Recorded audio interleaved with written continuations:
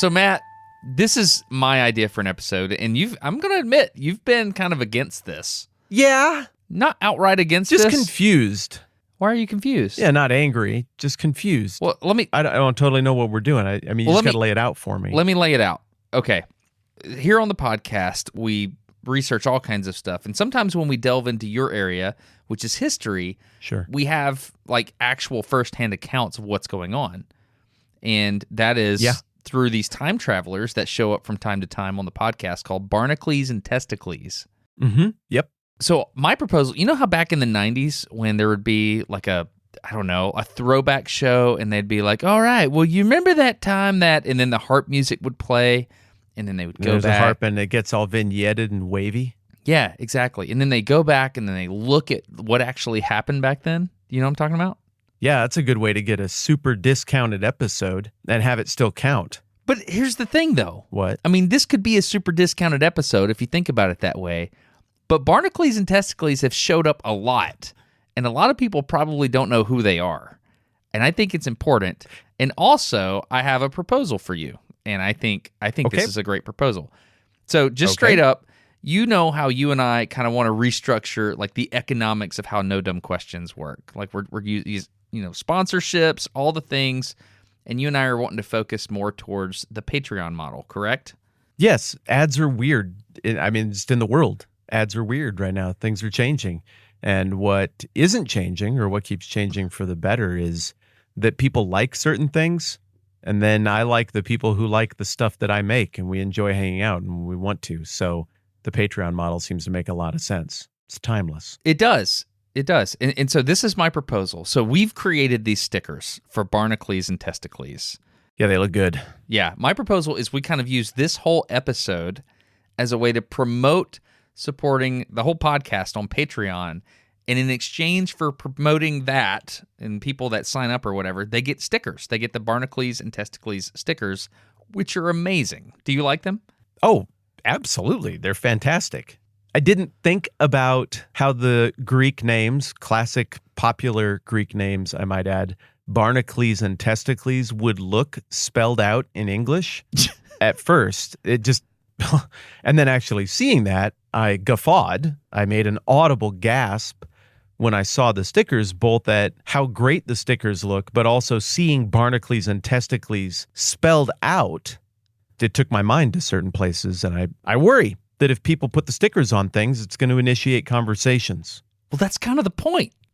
The point is you get to put, I mean, the fact that, I mean, first of all, the act of making the stickers with that AI, whatever you use. So we sat down and we spent a lot of time with AI, and we're like, a sticker of two Greek dudes. And that didn't work. That was not the right input. That did not work. Let's just leave that right there. And then we changed it.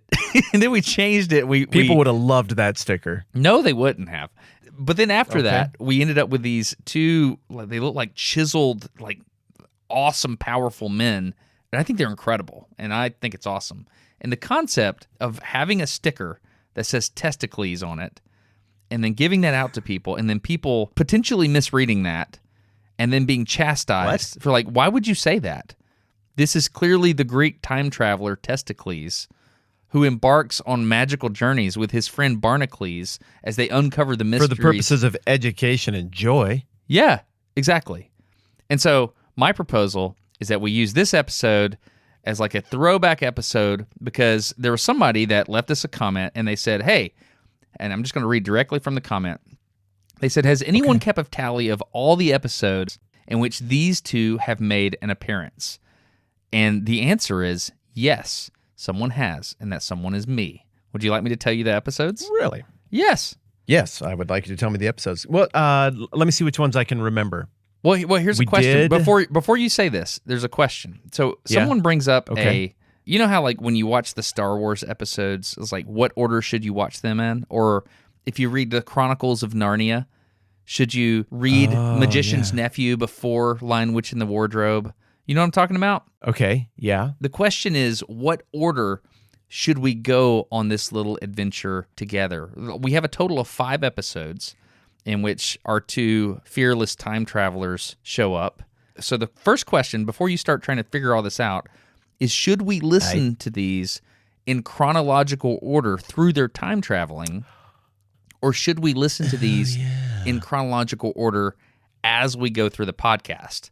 Because I don't know if you know this, but we've been doing this for a very, very long time. Like way back at episode 21 is the first time when we met Barnacles and Testicles, and we learned their names live on the air as we were recording it, because that just happened instantly. So what do you think?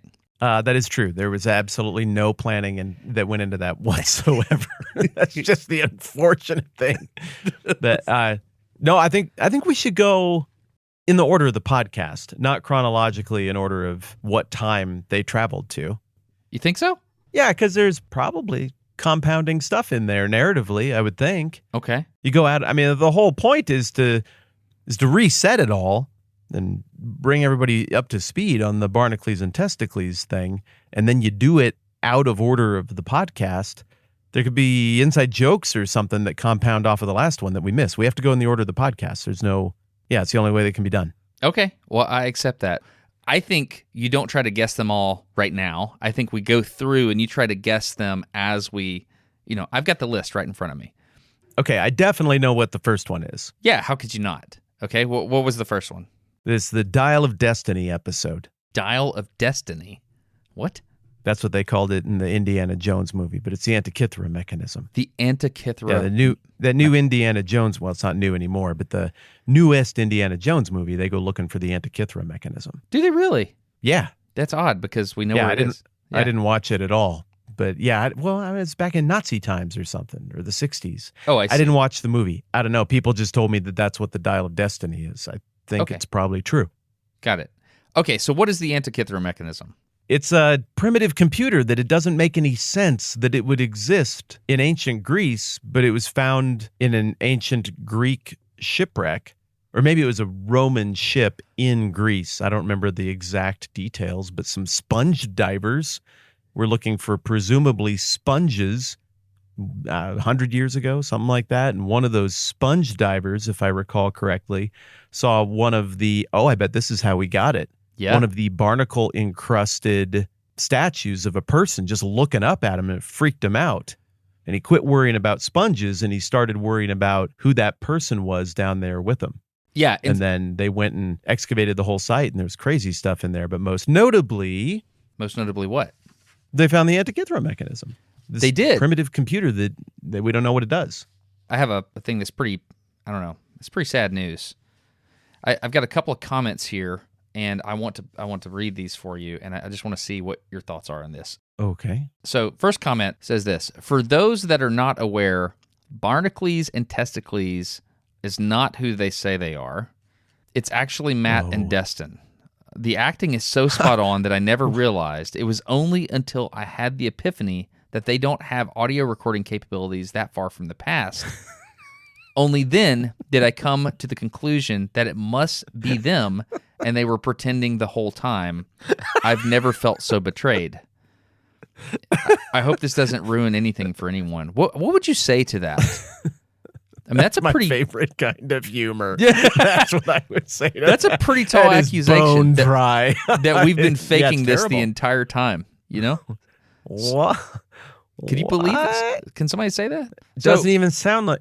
No. Well, I don't even have an accent. No. I have the Omaha, Nebraska Midwest English accent. Yeah. Which is non-accent, according to people who study these things. You have the slightest hint of a Southern accent. Barely even but it's noticeable. Only detectable. No, you're like one of those mutants or X-Men, the superheroes whose powers amplify other superheroes, but that's all they really do. And your Southern accent vanishes when we hang out, but becomes very intense when you're driving down the road and we're talking. You're like, hang on a second, I gotta talk to this guy. One moment, we'll get back to planning this out. I'm so sorry, Matthew. One moment, please. Roll down window. What's up there, Skeeter? Hey, what you doing? You moving pigs? All right, on man, you be good. You be good. All right now. Okay, so the quarterly report that we were looking at, sorry about that. I think we need to get that turned in no later than... Well, see, that's a good data point, because I would say that our travelers, Barnacles and Testicles, don't have our accents. And so I think that is a point. Yeah, it's a counterpoint. So anyway, the first time we saw Barnacles and Testicles... I don't even have an accent. Episode 21, the Antikythera mechanism. I think we should just kind of harp back and then hear that. Are you down with that? Absolutely. And remember... pretend to have accents when you don't have accents. Yeah, this was a cassette that we found, and it's interesting because they were discussing all kinds of things, like the type of wood that the ship was made out of, which is how we knew if it was Roman or Greek. Anyway, let's go listen. Right? How would we know that? Right. You and me. We wouldn't know that. So here we go. The first time we met Barnacles and Testicles, episode 21. Here we go. Hey, Barnacles! Barnacles! Hail, Testicles. How goes the voyage? It's good. I'm having problems with my mechanism over here. I wouldn't know the first thing about your mechanism, and I'm sorry I can't help you right now. I'm too busy sculpting. Why are you sculpting on a ship, Barnacles? We have things to do, places to go. I'm just working with this very complicated mechanism crafted from brass plates. Because, Testicles, the seas are so calm that it seemed like perfect conditions for precise sculpting. Hark, what is that on the horizon? Hark, I dare not say. Let me just consult my overly complicated device that I have brought along on this voyage. I felt so confident in our plan given the season and our knowledge of trade winds in this particular year in antiquity. That's right. This is a common trade route. Oh, snap. That's getting bad. What do we do? I am also concerned and fear that we may perish. But an additional concern is what will be the fate of this bounty that we carry back, possibly for the dictator Sulla, if this is the year 75 BC, or possibly for Julius Caesar, if this is somewhat later. Scholars disagree. I'm afraid. Hold me, Barnacles. The main mast has just snapped off. Why? We have the strongest elm. I choose instead to hold on to the sculpture. It's priceless. Hark, the ship is breaking up, Testicles. What do we do? What do we do? Perhaps this is goodbye. Oh, I just figured it out. I entered the longitude wrong in my mechanism. Goodbye, Barnacles. Curse you, and curse your foolhardy dependence on science and math and numbers. Only humanities could have saved us from this tragedy. I pray that one day a team of restorationists will reassemble the perfect sculpture that I have put together here. No one person could get this right. I hope it's at least a 50-year process, and that one day it makes the Greek people proud. All right, so I mean, clearly it's not us. You heard that, right? Right. We can just put that to rest for the rest of the episode. That obviously this is real. It was a funny comment, and it made me laugh a lot. Okay. But also it made me angry. Yeah. Whoever that was said that. I know, because of how not true it is. Okay, so Clearly not true. that was a thing. That was a thing that we discovered together. Like, we had these, because obviously, like, if they're time travelers, they would take recording devices with them or something. I don't know. So anyway, Right. they do have the technology. Yeah, and okay, dude, right now, just try to do that. Just try to do that accent right now. Tell me about what they found down there with the sponge diving with that accent that was in that ancient recording. Oh, Try okay. it. Yeah, I got it. Oh, it's gonna be hard through my southern. Hey, y'all! I found a statue, you're working on a statue. Doesn't work. See? Doesn't work. No, you didn't. That's not how that guy sounded. People No. can go back and listen to it again. Not at all. There's an obvious difference. Okay, so let's go to the next time we met our fearless time travelers. I will remind everybody that the whole point of this episode is to remind everybody they can get a sticker at patreon.com/nodumbquestions. You can get the Barnacles and Testicles sticker. If you support there, we will literally send you a sticker. Like, we will mail That'll it to you. literally happen. I have 2 stickers. Yeah, how much do they have to support for to get the sticker? What's the sticker level? Doesn't matter. Everything's a sticker level. Oh, my If goodness. you're supporting That's at No Dumb Questions on Patreon, you're getting stickers, Barnacles and Testicles. Okay, do you happen to Have remember we the next considered time? whether that economically makes sense for us? Did we even look into the potential ramifications of sending it to literally everyone? No, we didn't. We haven't done that math. That's reckless. Well, it's very that's reckless. All right, so But you said it's just one keep sticker talking. that shows the two of them, right? You're It's still- the one sticker? No, it's 2 stickers, Matt. 2 stickers. Oh, my goodness. Yeah. Do you happen to remember the second time we met our time-traveling friends? I'm not sure I have a guess on the second time we met them. I can remember other times, but I don't know. What was the second time? I'll give you a hint. They were in a battle at the time. I'll read this one comment. Oh, they were fighting the Red Baron. What? Yes. They're fighting the Red Baron. Yeah, and one comment that I read about this was some data that someone submitted as yet another reason to say that it possibly has been faked. I'm going to let you dispel of this disinformation. Someone says that Barnacles refers to it as World War I instead of the Great War in the recording. And what rebuttal? Well, I guess first we should just listen to it and make sure that actually happened, and then we can dispel it afterwards. Does that sound okay to you? Yeah, I'm ready to give it a listen. Okay, cool. This is episode 64, The Red Baron. Here we go.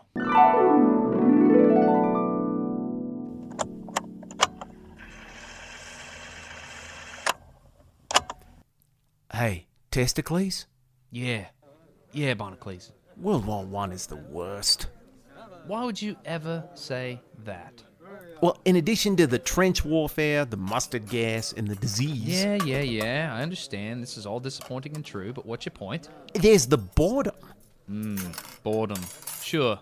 I mean, here we are, the 24th Machine Gun Company, part of the Australian 4th Division. Station in the Somme Valley somewhere in France. We shipped out from Sydney on the 20th October aboard the HMAT Port Lincoln. What does HMAT stand for, anyway? I've heard of HMS, but what is HMAT?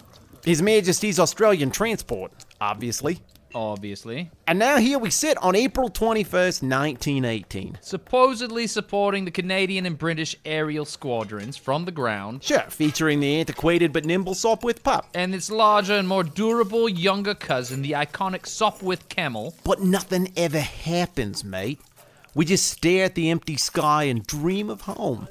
While we helplessly wait out a conflict common blokes like you and I can never hope to understand. One that's being waged over jingoistic territorial squabbles left over from a bygone age of early modern European expansionism to posthumously satisfy the egos of long-dead wig and leotard-wearing noblemen. Do they really wear leotards? Well, they used to. Crikey. I could really go for a fistful of Grandma's Vegemite right about now. I hear that. Hey, Testicles, eyes up, mate. What's that approaching from the sky in the direction of Reichenstag airstrip in the eastern occupied France? Blimey, a German fighter squadron, and they're on the prowl. How can you tell, Barnacles?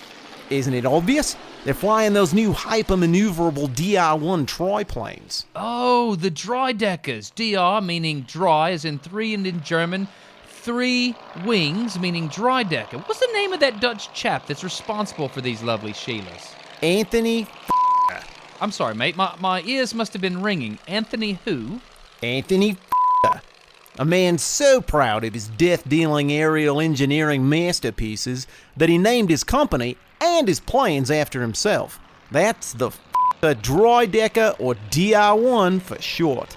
Are you not hearing that? Every time you say there's a high-pitched squeal that makes it impossible for me to hear what you're saying. Well, now I just heard it on yours. Really? Oh, blimey, you're right, Testicles. It hurts my ears, and it takes me out of the moment. Also, those German planes aren't going to be in range for long. Do you think we should fire on them, Barnacles? Ideally, yes. But first, that sound. And also, why do you suddenly sound British? I don't...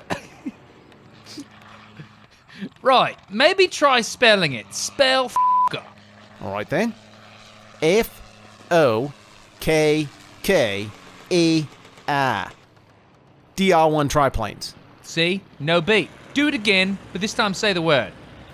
Yeah. Well, ain't that fascinating? Hang on, what's this? There's one German plane separated from the others. You see him, mate? It can't be. The distinctive deep red. The unmistakable German cross. Their flawless aerial maneuvering. Those perfect cheekbones. That movie star charisma radiating from the cockpit. His mom was an actress. Did you not know that? I wasn't aware, but I could certainly see how. Those are fantastic genes. It's Manfred von Richthofen, the Red Baron himself. And it looks like he's hot on the tail of Canadian Pilot Lieutenant Wilfred May of number 209 Squadron, Royal Air Force. That's right, Barnacles. He goes by the nickname of Wop. Oh, wait a minute. That kid's a novice. He's got no chance against the Baron. Maybe we should use one of these 10-barreled, water-cooled .303 caliber Vickers machine guns to help him out. Well, I suppose that's why they're here. But wait, what's this? It looks like May's flight commander, Captain Arthur Roy Brown from Canada, has fallen in behind Richthofen. Which makes sense, because May and Brown were old friends from school. All right then. Well, how do we shoot that fucker down? Well, I know these are the early days of anti-aircraft targeting, but if my hunch is right, mate, all we have to do is lead the aircraft just a little bit in front of it, put up a wall of bullets, and let Richthofen fly into it. We don't do the work, he does. You don't even have to pan with the plane. Maybe in some far-off distant future, we might come up with some kind of mechanized ranging thing, but now, I think this might work. I'm quite sure that'll be completely unnecessary, my friend. This is the war to end all wars. Absolutely. After this, we'll only use technology to help people. Almost there. Lining it up. Almost there. I'm on him, sir. Sir, I can't focus. There's too much noise. What's going on here? It's Sergeant Cedric Popkins firing from the gun next to us. Hey, just a minute. Popkins! Quit making all that racket. We're trying to aim over here. Yeah, quit making all the racket. We're trying to aim. By the soon-to-be ghost of Australia's fourth Prime Minister, George Houston Reid, who was a member of the Free Trade Party and who served from 18 August 1904 to 5 July 1905, Popkins has done it! The Baron's going down. Look, mate. Wait a minute, I just heard someone trying to give credit to Canadian pilot Captain Brown. That's ridiculous. Brown fell back and there wasn't a plane within a mile when Richthofen got hit. And clearly, the bullet that struck him impacted his body in an upward trajectory, which strongly supports my theory that he was hit by surface-to-air anti-aircraft fire. And not a rival plane, which means it would be really awful if the plane was given credit posthumously in history and nobody challenged it, especially us from the ground. Well put and timely, my friend. Wait, he's just made a hasty but controlled landing in a field on a hill near Bray Corby Road. And it looks like Australian gunner George Ridgway is the first one on the scene. Hey, Ridgway! Is he alive, mate? Is he alive? I want to shake his hand! He's still alive, boys! He survived the crash! Let's go talk to him, Mr. Red Baron! Never mind, he's dead now. Good grief, man. This has been such an emotional roller coaster. I'm simultaneously overjoyed that our close personal friend Sergeant Cedric Popkins just defeated our most dreadful foe, and also profoundly sobered to have been witness to the final flight of that majestic angel warrior prince. May he rest in peace. May he rest in peace. Hey, let's go rip some stuff off his plane and see if we can sell it back home. I'm in.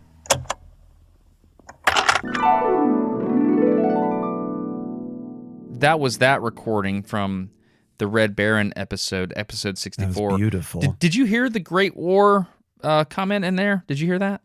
Yeah, I wasn't troubled by it at all. When you have time travelers who clearly have, seen so much, they're going to have a little better sense of the future and where things are headed. I think pretty clearly, even from that position on the battlefield, somebody with that kind of historical awareness was able to look at things and are like, what is the actual off-ramp here? The Allies are going to want to charge all kinds of reparations to Germany. Yeah. That's going to light a historical fuse that's definitely going to go off again in 15 or 20 years. There's clearly going to be a second round of this. Let's just call it what it's going to be now. Yeah. All I heard was historical realism.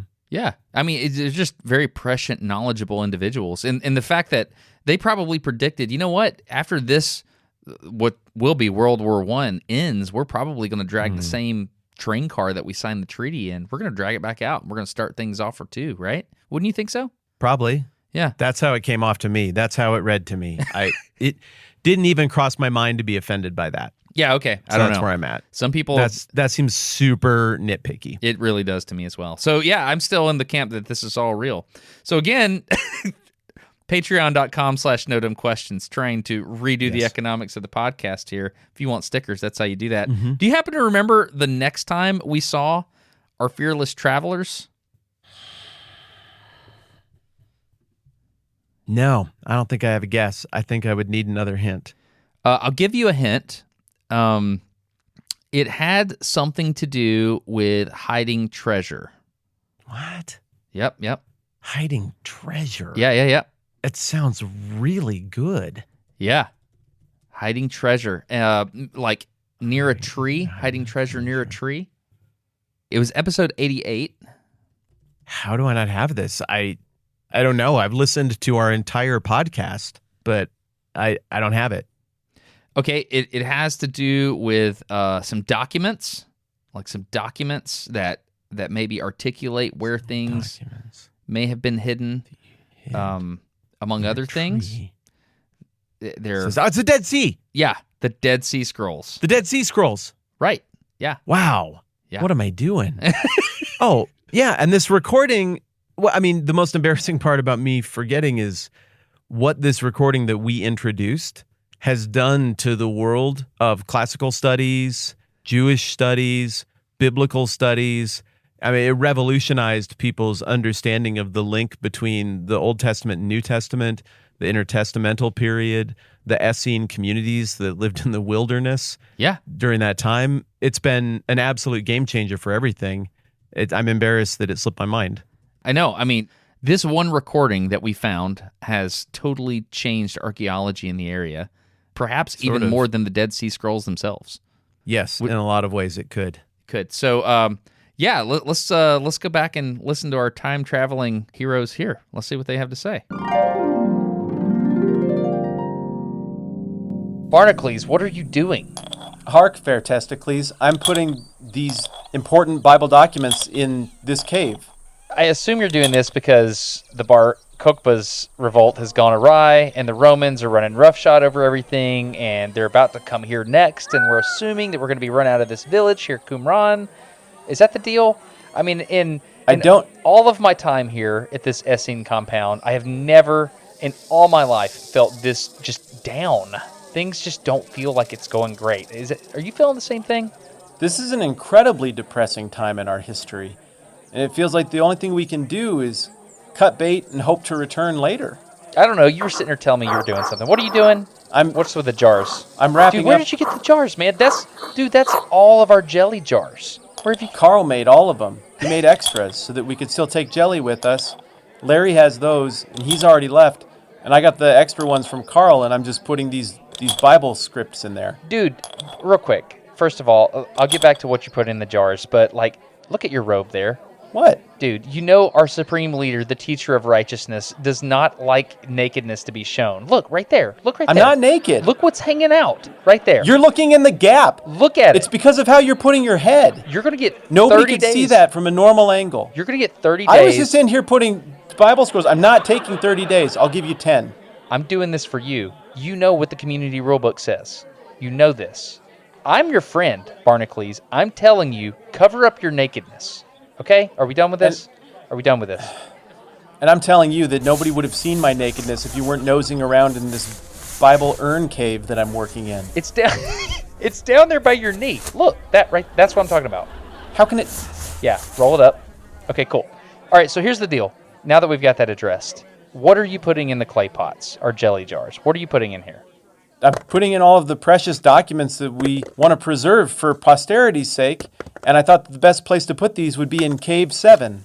What's in there? Well, Okay, here you got the rulebook. Rulebook's important. I've got copies of our rules in case people forget some of those. Yeah, like the nakedness one. Got it. And I've got these commentaries on the book of Genesis, in case people want to know what we thought about that later. Yeah. And I've got all of my favorite horoscopes that didn't warn me that my supposed friend was going to come in and make fun of my slightly visible butt crack while I was putting these Bible things in urns in a cave privately. What about the treasure map? Did you throw that in there? You mean the copper one? Yeah, the copper one. Did you put it in there? Yeah, I got it right here with me. I don't want to hide it with all this other stuff. I mean, if somebody finds the copper one, that's like one password. If somebody gets that, they get all our stuff. We got to be smarter with this one. Okay, so let me look at it. Here, hand it here. Let me see it. Please, it's my. Dude, just let me see. I'm in charge of the copper. Let me Okay, fine. no, I've got it. Okay, now look. Here, let's look. Oh, dude. How are we going to identify where all the treasure is? I forgot when they wrote this. Okay, look, let's see. The trees. Okay, cool. Got the trees. The river. Okay, got it. Dude, this is everything. Yeah. If somebody finds this, dude, why are we leaving this? This is like, look, 2 gold bars under the tree. Why would we leave this here? Why don't we just take this with us? The gold is super heavy, and we have to get out of here. And also, if only some of us come back later. You know what the truth is? Testicles, none of this makes any sense at all. But I just really wanted to do it. I read about it in a weekly reader, and it seemed like it'd be a super fun thing to try to imitate. So I made a little treasure hunt, and I hid all of the things from our treasury. Now it's too late, and there's no way to undo it, so we just have to find somewhere to hide the copper scroll. Well, the thing that I'm really proud of you here is that you identified the locations of all the treasures based on like trees and things that will most certainly never go anywhere, especially over a long period of time. I know, right? Yeah, that tree's going to always be there. So everybody's going to know where the gold is if they find the copper scroll. All about it. Yeah. Yeah. Or the well. You can't take down a well. You can't. It's genius. It's making me nervous with you having the scroll. Can I please have the scroll back? Yeah, here you go. Here, read a couple more real quick. I only read the top few. What does the last few say there? Yeah, I'll read them to you, but only if you promise not to tell anybody because I want this stuff later. Go ahead, read it. Okay. And in the canal, which ends in it, there are 10 talents. You know the canal, right? No, I don't actually. Well, hopefully somebody who's more imaginative than you finds this someday. Here's one that I'm going to keep in the cave of the old washer's house on the 3rd platform. 65 gold bars. Like legit? You know, the washer's house? No, I don't. I mean, surely the washer's going to live there for hundreds of years. Nobody will ever know that place is anything other than the washer's house. Right, and it's on the 3rd platform. So just even if they build additional platforms later, just remember which the first one was and then count up from there to 3, and that's where you're going to find all that gold. It's on the 3rd platform. What else did they say? Does that make sense? Yeah, what else did they say? Well, I can tell you this. According to this scroll here, somebody later is going to find 40 talents of silver in the hole of the waterproofed refuge in going down towards the left 3 cubits above the bottom. 40 talents of silver, man. They spread this out, man. They spread this out. Did they tell you where to write all this? Is that how this went down? Yeah, everybody got to hide one and write their own clue. I think as it went along, people were maybe just trying to make it trickier than the one before. I mean, some people wrote down some little Greek symbols here, but I don't know how those clues help with anything. I'm just hoping that we can just remember and get them all back later. There are 64 of these in total. Hold on, wait, dude. I just, okay, talent of silver. That's about 33 kilograms. Okay, we have to get out of the skit because I just Googled some stuff. That's wild, isn't it? That's wild. I'm just so glad that we have these. I mean, it's a treasure. Yeah. Mm-hmm. Yeah. Mm-hmm. I mean, that's the real treasure, isn't it? Yeah, just to it's revisit not whatever the copper scroll points to. It's these recordings. Yeah, no. I mean, it's asinine to me to think that somebody would think these are faked. I'm a little upset. But, I mean, we live in a disinformation age, right? And so that's we do. Part of and the deal. A low integrity age where people just go on the internet and say anything, try to score a little bit of popularity or feel important. Yeah. Taking shots, a really legitimate history that's encouraged a lot of people like that. I don't get it. It's sad, really. Matt, remind me while we're playing all these, why are we doing this? The thing is that we're trying to shift the economic model of the podcast from being super dependent on the ever-changing world of YouTube and podcast marketing to being more dependent on the rock-solid foundation of listener support. So we've been urging people to consider supporting the program at patreon.com/nodumbquestions. And I think there was an incentive, right? Yeah, the stickers. And to be clear, that's the stickers. We've decided this is the best way to do this. Like, this makes sense to people, right? Yeah, we had several meetings, and ultimately this seemed like the best idea.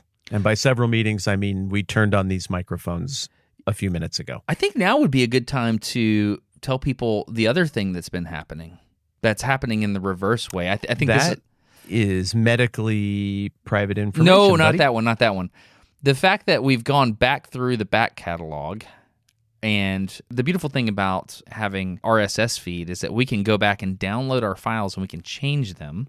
And so the beautiful thing about that is where there used to be an ad slot that may not really apply anymore, we've gone back and we've been given some information from the future, and we've decided to put those. We have time travelers going in the other direction. They don't have names, though, do they? I think they do, and I think I know them actually by heart. I think it's Matt Whitman and Destin Sandlin.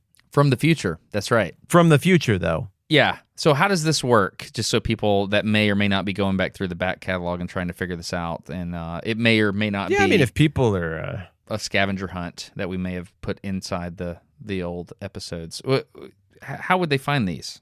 Yeah, I guess what you would do is you just go back to, and then you'd listen to old episodes, and in a lot of those places where you get the little music thing that means it's ad time. Ba-da-da-da-da-da.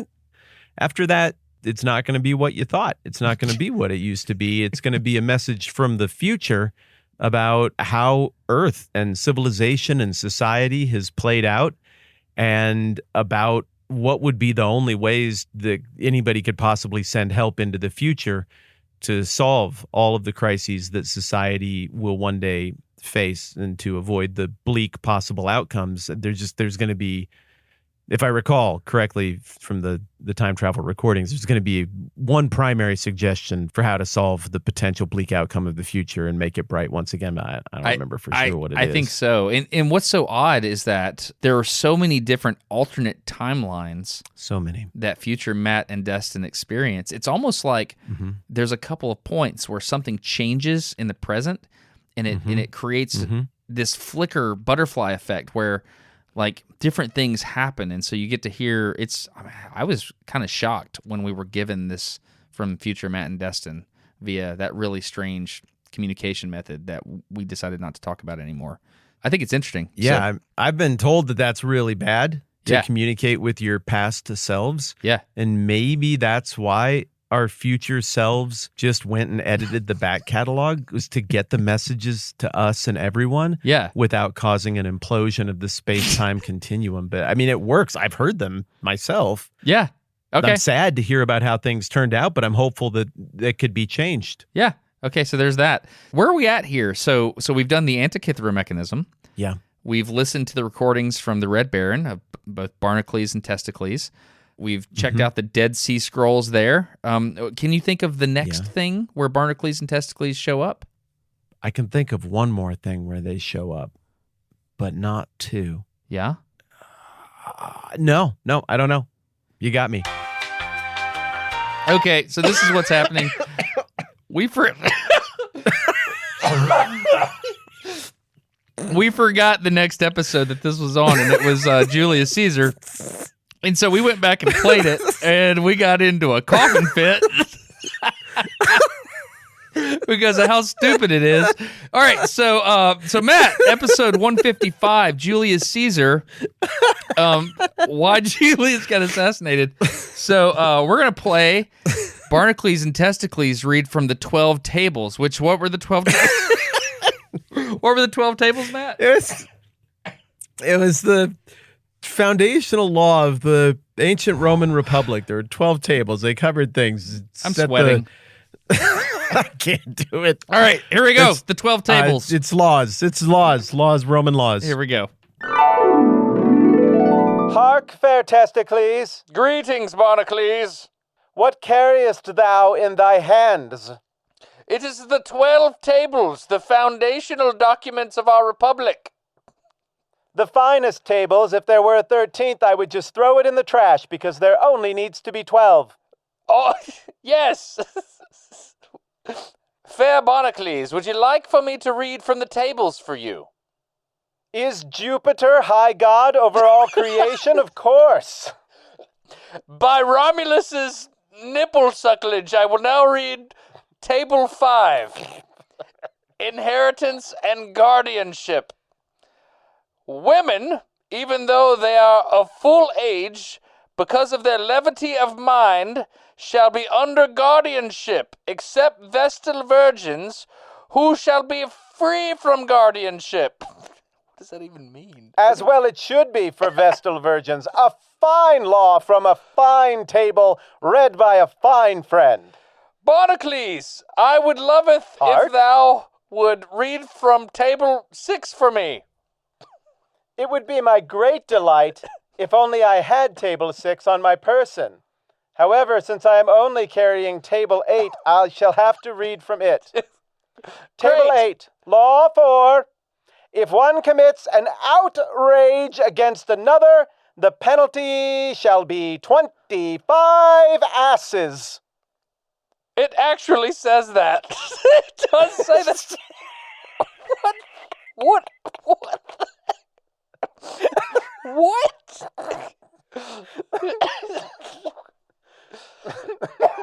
Yes, the number shall be 25, not 24 or 26. 26 would be far too many asses. It would be. That would create an outrage, and What thinkest thou about a penalty of 24 asses? not enough. Not enough. Clearly one ass too few.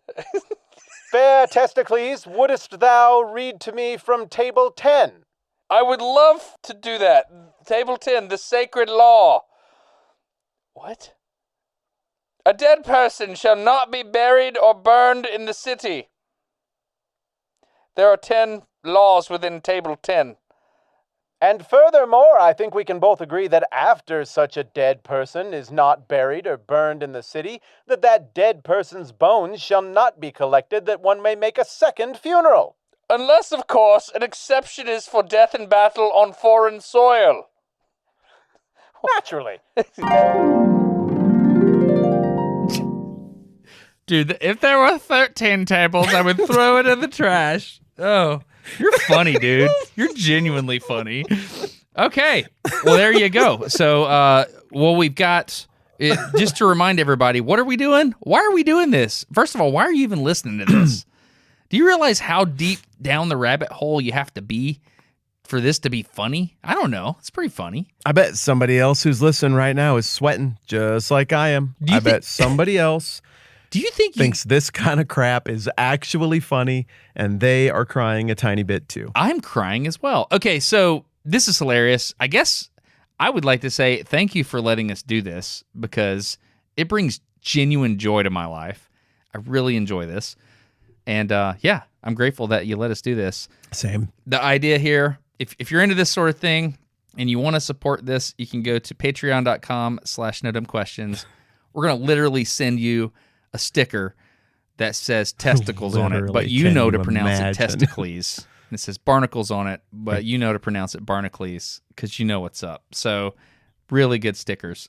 You just said, if you're into this sort of thing, like this is a sort of thing. It's a thing. Yeah. It's certainly a thing. It's singular in But I don't know what nature. category that goes into. Yeah. Well, thank you. Do you happen to remember the last episode where Barnacles and Testicles have shown up thus far in the skit or in the podcast? Does the last episode have boner in the name? It does. It does. So what is it? I knew it. It's the Merkel's boner episode. Episode 159. I mean, now I think that if you named it, you'd call it Merkel's mistake. But back then, a lot of people called a really boneheaded mistake in front of people a boner. Yeah. And so it just, I think as a gesture of respect, obviously, on our part toward the people of the past, so as not to engage in chronological snobbery, we thought it best to use the terminology they would use in titling our episode. Yeah. Yeah. And so I think there's a lot of things in this episode where, I mean, Barnacles and Testicles, they're savvy, man. Like one thing that I am most impressed about these two when they go somewhere is they can just blend in. Like they just know what to do. You know what's the saying? When in Rome, gather no moss. Isn't that it? No, not at all. Oh, is it not? What is it? There are several words in there that are part of sayings, though. Oh, okay. Got it. When in Rome, gather no moss. All right. So if you would like to listen to this, here we go. Episode 159, Merkel's boner. Let's see what Barnacles and Testicles are up to. And to be clear, Merkel's boner was a baseball mistake, right? Yeah, it was a terrible mistake involving baseball that was very costly for a certain baseball team. If you want to understand the whole thing, you're just going to have to listen to the whole episode. But anyway, let's hear what they did here. I say, dear Barnacles, what a wonderful day for a sporting event. Who doesn't love the polo grounds in September for a fine game of baseball? Why are we playing on polo grounds? And why do we have weird Cockney accents even though we live in New York? Well, obviously we live in an era when diversion and fun is a public matter of behavior on a weekday afternoon is just becoming acceptable socially. And so there aren't many places to play these sports, but gradually I anticipate these cathedrals to entertainment will pick up in popularity around the world. For now, we'll just have to repurpose the ones we have for multiple sports. That's a great point, Barnacles. One thing that I love is that here in 1908, the world is full of peace. And I foresee that in the near future, sporting events will be the largest gatherings of humans ever assembled. Wouldn't you agree? I anticipate centuries of peace. We've finally achieved human enlightenment, and with all of the technological advances we bask in today, I can only imagine that due to the spirit of brotherhood that permeates this great world, that we shall only use those inventions for the next 100 years to make each other better. I say, is that the rookie up to bat here? It's here at the end of the game. I was hoping we could go get a snow cone afterwards, but what's this chap's name? I forget. Fred Merkel demonstrates a lot of promise. Okay. Nerves of steel, infinitely focused. Why, here's the pitch now, and a base hit for Merkel. Oh. Well, good for him. That puts runners on the corners. This is getting interesting. Oh, this could be the end of the game here. Looks like our fine team is going to win. And this would take us one step closer to that ever so desirable pennant. I'm sorry, I gotta gather myself. I don't know what to do. Oh, look, it's the hot dog man. Hot dogs are a new thing that I enjoy. Wieners here. Would you like a wiener? We would take wieners here. I would like a... Thank you, chap. Yep, here you go. Here's your nickel. Yeah, all right. All right, man. Cheers to baseball in September, Yeah, Testicles. Let us knock wieners. Yeah, here, let's tap them together as if they're... Yep, here you go. Touch. There you go. All right. These are great. Mustard. Mustard is wonderful. All right, so let's get this game over and let's get back home so we can breathe coal dust or whatever it is we do in our houses.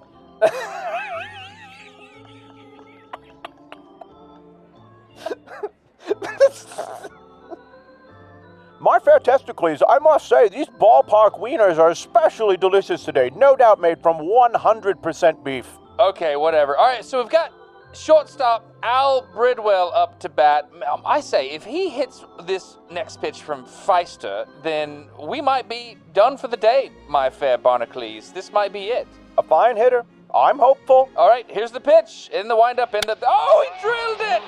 An apparent single into center field. Yes! And an apparent victory for the home team. Oh, there's Let McCormick. us charge the field with others. McCormick's running home. There it is, a Giants 2-1 victory. That is fantastic. I am so excited about this. I love being a part of the infield mob. This is the gentleman. Huzzah to all of us. Huzzah. Let's do what is customary in our time, and let's walk across home plate, across the field, and exit out center field. Don't you say? Absolutely, as though we had scored ourselves. Let's do this. Okay, what's happening? It looks like Cubs second baseman Johnny Evers is seeing an opportunity for an odd rule to be enforced. An utter absurdity. This game is over. He seems to be shouting to center fielder Sully Hoffman. But what's he doing? He's throwing the ball. Well, fortunately, our first base coach, Joe McGinnity, intercepted that ball and did what he should do, which is hurl it recklessly into the fence. Yes, exactly. He's retrieved... Evers has apparently retrieved the ball and is marching towards second. He has touched second base. You can't retrieve a ball once it's been hurled into the stands by a first base coach. This is an outrage. It appears that umpires Emsley and O'Day are consulting each other. What is to consult about? Here we are in the middle of the field with our wieners, and the game is over, gentlemen. The game is over. Is it possible that Fred Merkel has made a mistake? Hold. I've got the baseball rule books updated for 1908 here in my pocket. I'm searching section 208.1. Oh dear. It's literally that section, isn't it? It's Oh dear. what? What has happened? According to the rules, Fred Merkel's failure to touch second base does indeed result in an out even after play seems to have concluded. As much as I hate to admit it, the run shall not be counted, and we shan't be able to claim victory this day. No! No! No! He's raised his fist! Hit him with your cane! He's ruled Merkel out at second! They've undone the result! This is an incredible boner that has been made! The worst of boners! Merkel, from now on, will only be known in history for this boner. Can you imagine? This will be on the front page of the news tomorrow. That's the hugest boner I can even imagine! They will be talking about this boner in future forms of media yet imagined. I cannot believe this has happened. This is insane! Hit him, Barnacles! Hit the umpire! Yeah, there were some awkward moments in that. I'm not gonna lie. But I do have a question. So getting back to this whole theory, air quotes, theory, that Barnacles and Testicles are not real people and they're not actually time travelers and we don't actually have their recordings. It's bleak. I got a comment here from a listener and they said, "Hi guys, I have some bad news. I think that audio recording was a fake, while very convincing, especially those accents. Sadly, Vegemite was developed in 1922." What are your comments to that, Matt? Yeah, according to your history books, Booyah. they're chock full of lies. Boo-yah. Clearly. Were you there when Vegemite was invented? That's I right. can tell you was. We do seriously still need to do Barnacles and Testicles. We do need to do an episode about the historical method versus the scientific method. That would be amazing. We've been talking about that. We still. Yeah, that kind of comment is what's wrong with America right there. What do you mean? That's the kind of stuff. Well, just people being like, I looked at the evidence and thought critically about the thing, and you're wrong. Okay, I see what you're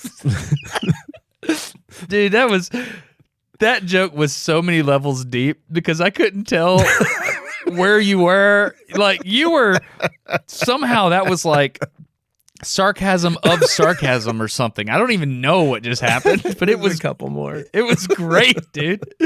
That's fantastic. Dude, I really enjoyed this and Yeah, it was fun. it really was. I've got one other comment here. So obviously, no joke, what we're doing here is we're trying to pivot and we're trying to really lean into Patreon. The biggest response we've ever had on Patreon, like if you look at the graph of people that support on Patreon, it's when we did the 50-50. That was fun. So this is I don't know if we still own 5050.com. But anyway, the whole idea here is we're trying to be supported by people on Patreon. That's the goal. Patreon.com/NoDumbQuestions. We'll send you stickers. And you all are smart. If we're going to ask you to consider doing something, we'll try to make it funny and try to make it fun, whether it's one of the ads that we do or something like this. And so thanks for having a sense of humor about things like that and letting us get away with doing it weird and doing it different. Yeah, absolutely. We appreciate that. Legit, really. One other comment here, Matt. It's a logistics thing we need to figure out. So we did not think about the economics of this. Clearly, to get the stickers made and to mail them is going to cost more than like the, I don't know, then it's just like, we're just banking on the goodwill of people. And the idea of stickers, this is something I said on Smarter Every Day. You're doing it on TMBH. The idea is we want to give you these stickers as a way of saying thank you for sticking with us. There's a dad joke there. So when you get the sticker, you're like, man, I'm sticking with those guys. So I really appreciate that. So that's the idea. Here's a logistics issue though, Matt, and we need to address this comment. It says, this is a person that sent this in. They said, will there be a way to buy extra stickers? My son, who's 12, is already scheming to steal the Testicles sticker when it comes so he can take it to school and church. Even asked for a sweatshirt. I hope there's a way to get extras. What are your thoughts on that? Like, logistically, a sticker's an interesting thing. Like, you get a sticker and you think long and hard about, man, where am I going to put this thing? Right. I have a proposal. Do you have an idea first before I totally throw mine out there? I had anticipated spicy Latina grandmas being our like Tina. Like Tina, I assumed that Yeah. would be our primary demographic because of her unwavering support. Who edits the podcast and Yeah. who will be paid by support via the Yeah. Testicles sticker. Yeah. So, I mean, obviously, spicy Latina grandmas are going to absolutely love these stickers. But just the idea that putting the word testicles on a sticker and then a picture of a real stout, chiseled Greek-looking dude, that would somehow play for a middle school boy. I didn't see that coming. So, first Me of all, either. I'm really encouraged to imagine that this might connect with a broader audience than we had originally anticipated. But secondly, that is a real logistical issue that you're bringing up there. And I think what we do is there's a new little store option that Patreon has invented. I think we just take advantage of that and make it so that if Is there patrons really? need more than one of these, they can buy one and we'll just send it to them. I didn't realize that. So is the store or whatever it is only available to patrons? Yes, that exists now. That is my understanding. I think we can get that set up. Okay, great. Well, I think we do it that way then. So like patrons would have options to do that sort of thing. We're just going to straight up send you one of each, Barnacles and Testicles. If you support on Patreon, you will get that. So make sure your address is in the system and make sure you have it flipped on for the Notum Questions podcast so that we can make sure we can send you some stuff. So I'm excited. Thank you so much for goofing around with us. This is fun. This was fun. And I would like to make one final observation / announcement. I have come around on the idea of doing this episode. I think it was a good idea. I'm in. Oh, thanks. I appreciate that. You And bet. I'm excited about the messages that are now sprinkled throughout the back catalog. I think that's fun. And man, it's a whole other timeline. Man, it's crazy. Yeah, we've spent a lot of time looking back with Barnacles and Testicles. I just can't wait to learn more about what the future looks like as I go back and review what messages were sent to us from future times that we don't yet understand in that back catalog. Very excited. I appreciate you, buddy. Thank you Likewise. genuinely for throwing your ridiculous, lovable brain at this. It's so dumb. Thank you. Same. It's one of the joys of my life. Same. All right. See you, pal. Later, buddy.